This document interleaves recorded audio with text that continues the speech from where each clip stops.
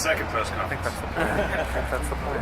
Good morning. I have to videotape this. We're here to discuss cashless bail, which was passed by the New York State Legislature and signed by the governor into law. Politicians often overstate the case in many things, but it is impossible to overstate how bad this is. One of our most fundamental duties as a legislator is to keep our citizens safe. This law betrays that duty. Cashless bail makes our streets and neighborhoods more dangerous. It leaves our residents, including those who are most vulnerable, subject to more crime. Cashless bail handcuffs our law enforcement, and it erodes the rule of law. Now, there's a number of speakers today who will describe in more detail the effects of what this does to our communities and to our county. I wanted to give you one example, and actually it connects with the press conference that the county executive and the opioid task force just had. Nassau County and Long Island in particular have suffered too many deaths, too many destroyed lives, too many distraught families because of the opioid epidemic. Under cashless bail, courts are prohibited from fixing bail for drug dealers except those charged as a major drug trafficker. Now, to give you an idea of how difficult it is to charge someone and convict someone as a major drug trafficker, last year there were 35 across the state that were actually convicted. So in essence, the vast majority of drug dealers will not be subject to bail.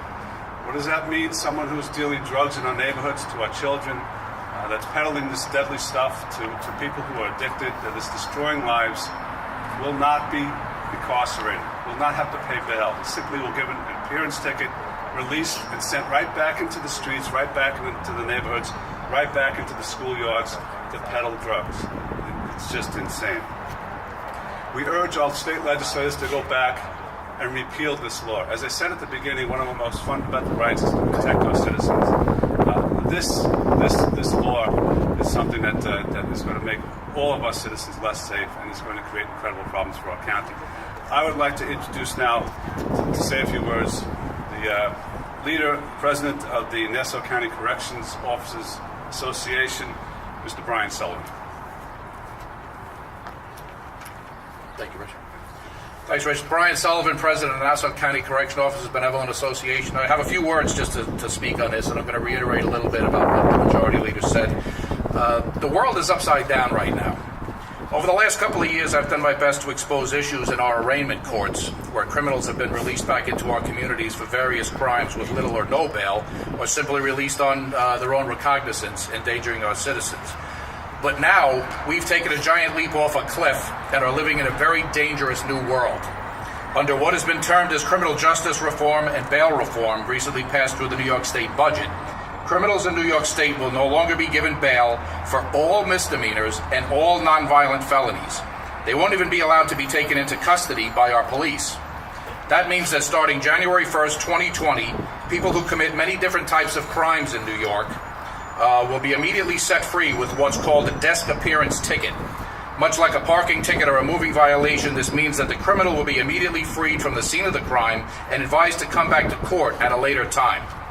Some examples of crimes where appearance tickets would be issued are many different levels of arson, DWI, certain levels of rape, burglary, possession of a weapon on school grounds, selling drugs on school property, stalking, reckless destruction of property, possession of child pornography, and forcible touching.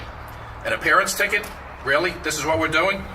My favorite, as the majority leader said, under this new dangerous world of reform, when it comes to drug crimes.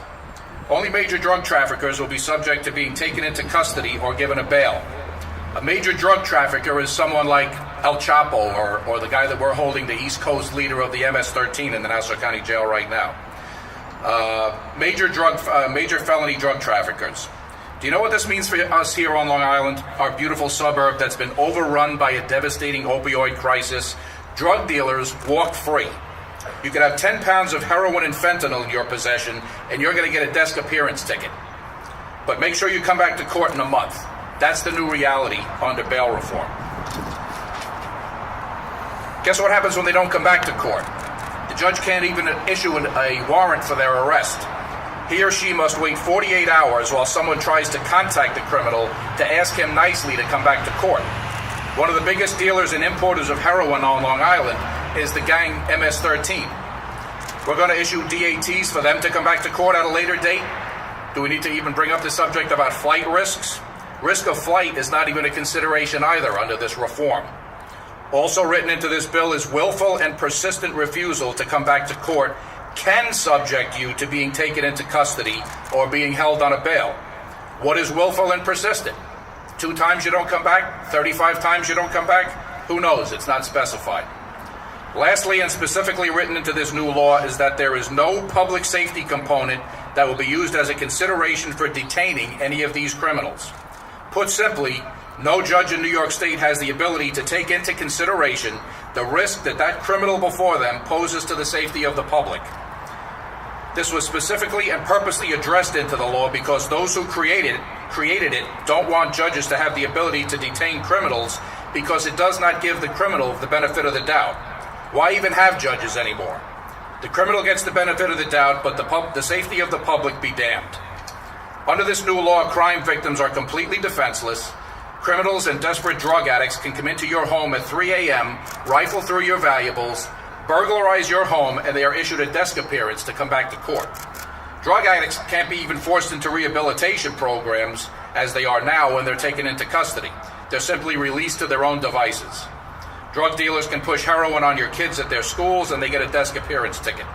This travesty has been labeled by its creators as beneficial to low-income communities and benefits people of color. I've never heard of such nonsense. Black people don't commit crimes. Brown people don't commit crimes. White people don't commit crimes. Criminals commit crimes. I don't know how much clearer I can get than that. This new law harms high-crime neighborhoods even more because it doesn't take criminals off the streets in those neighborhoods. It leaves them there to prey on innocent victims. Legislators in Albany who represent such districts have told us as much when we were there fighting against this new law. The New York State Senate and Assembly voted for this, and it was signed off by the governor. Our own Long Island 6 Democratic senators all voted in favor of this. Why was it done in the budget? Because it's lumped in with numerous other issues and hidden from public scrutiny prior to being implemented. If it was given the proper public airing, I guarantee it would never have been allowed to happen.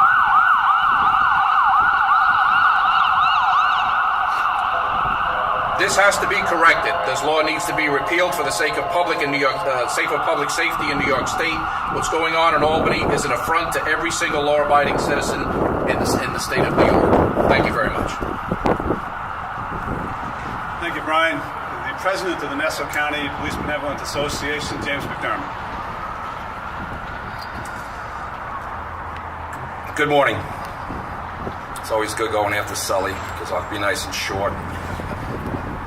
Everybody will like me then. For obvious reasons, we believe the reforms went too far. The judges should have more discretion in felony cases. One of our concerns is that when police officers get involved with arrests, where they, have a perpetrator that's resisting arrest and fighting with us, these people will be released on appearance tickets, and they'll be back on the street. They'll fight with the police, and hours later they'll be back on the street. Something that's unacceptable to the Nassau County PBA. We would urge the legislature to revisit this issue during the session so items like that and what Sully spoke about earlier can be discussed in detail and addressed. Thank you very, very much to everyone, and have a nice day. Thank you. John Wighouse, president of the Detectives Association, Inc. Thank you. The bail reform that the governor included in the budget is an imminent danger to the residents of Nassau County and all the residents in New York State. With just 2 detectives assigned to our warrant squad with over 100,000 warrants, outstanding warrants in Nassau County, including that are subject to absconded and violent crimes that continue to endanger our county and society. We predict with this delusion of so-called criminal justice reform, the warrants will triple. The primary function of government is to protect the people it serves. This bill does nothing more but empower and embolden the criminal element and places law-abiding citizens in peril. Nassau County residents should be keeping a scorecard of what bills our state senators and assembly members are voting on and hold them accountable. Thank you. Kevin Black, the president of the Superior Officers Association. Good morning. Thank you for coming out today. This is a very important issue to members of the SOA. It not only takes away discretion of police officers in the street and supervisors who are on the road, as well as desk officers, but most importantly, the judges who try these cases are having all discretion taken away from them when it comes to felony bail amounts. Literally, we won't even, it used to be you were worried that we'll bring the person in and release them on an appearance ticket. Now you're not even going to release them. You won't be fingerprinting them till they show up for court, if they show up for court. And as John Wighouse just said, we expect the amount of warrants to triple in a short period of time. On a totally different level, in 2017, New Jersey eliminated cash bail. Since then, the cost of pretrial services has more than tripled past what the estimates were before. And according to the latest report, the cost will be unsustainable in the future unless the state starts to contribute more money. So on the side where the legislature is saying, oh, this is going to cost less because of this, this, and this, the pretrial cost will exponentially go up over the next life of this legislation. Thank you very much. Have a good day. And Assemblyman Ed Robb. Thank you, Presiding Officer. I'm glad to join with our representatives of our law enforcement today, my colleagues in the county legislature. I recently introduced what I believe is the first amendment to this bail reform. Basically what it deals with is what Presiding Officer Nicolau talked about earlier, which is drug offenses. There are 4A felony drug offenses dealing with possession and sale of narcotics, and we're talking about things like the fentanyl that's being mixed in with heroin that's causing overdoses right here in our county, and those are specifically excluded by the bail reform law from the list of crimes that are eligible for what we have traditionally looked at as bail.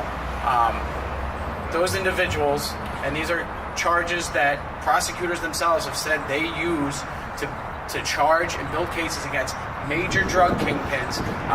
The judge is going to have no say whatsoever other than to just release that individual when they come before them, without consideration to their dangerousness, without consideration to whether they're a flight risk. None of that can be considered. They have to just let them go. So I'm proud to stand behind the men and women of law enforcement in Nassau County and my colleagues.